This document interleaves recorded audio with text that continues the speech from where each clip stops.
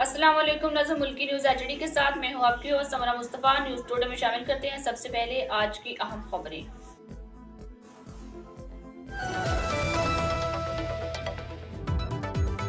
وزیر اعظم سے چینی سفیر کی ملاقات، شہباز شریف کا دو طرفہ اسٹریٹجک تعلقات کی مثبت رفتار پر اطمینان کا اظہار۔ بولے صدر زرداری کا حالیہ دورہ چین دو طرفہ تعلقات کی مضبوطی کا مظہر ہے۔ پاکستان کی مسلسل حمایت پر چینی صدر اور دیگر قیادت کے مشکور ہیں۔ چینی سفیر نے پاکستان کی معاشی حالت بہتر بنانے کے لیے حکومتی اقدامات کو سراہا۔ کاروباری شخصیات سے گفتگو میں وزیر اعظم کا کہنا تھا کہ سرمایہ کاری کے لیے سازگار ماحول فراہم کر رہے ہیں۔ معیشت درست سمت کی جانب گامزن، شرح سود اور مہنگائی بھی کم ہو گئی۔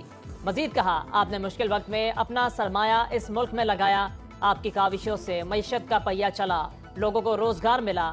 کاروباری افراد کے مسائل کا حل حکومت کی اولین ترجیح ہے۔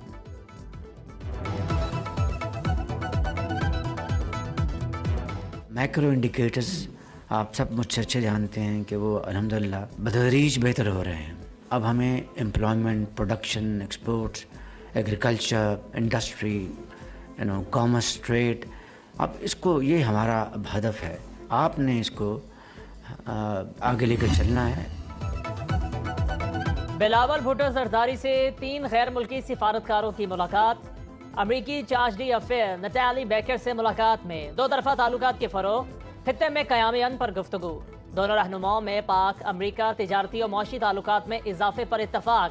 فرانس کے سفیر نکولاس گال کی بھی چیئرمین پیپلز پارٹی سے ملاقات۔ تجارتی تعلقات میں مزید فروغ کی ضرورت پر اتفاق۔ پاکستان میں برطانوی ہائی کمشنر جین میریٹ بھی بلاول سے ملی، دو طرفہ تعلقات کے فروغ کے عزم کا ظاہر کیا اظہار۔ یکم اپریل کے بعد کوئی غیر قانونی شخص پاکستان میں نہیں رہ پائے گا، وزارت داخلہ نے واضح کر دیا۔ غیر قانونی مقیم شہریوں اور افغان سٹیزن کارڈ ہولڈرز کو پاکستان چھوڑنے کی ڈیڈ لائن میں 31 مارچ کے بعد توسیع نہیں ہوگی۔ ترجمان وزارت داخلہ کا کہنا ہے، وطن واپسی کے عمل کے دوران غیر ملکیوں سے بہتر سلوک کیا جائے گا، ان کے لیے خوراک اور صحت کی دیکھ بھال کے بہترین انتظامات کیے گئے ہیں۔ پاکستان افغان مہاجرین کے لیے مہربان میزبان رہا ہے۔ پاکستان ذمہ دار ریاست کے طور پر وعدے اور ذمہ داریاں پوری کر رہا ہے۔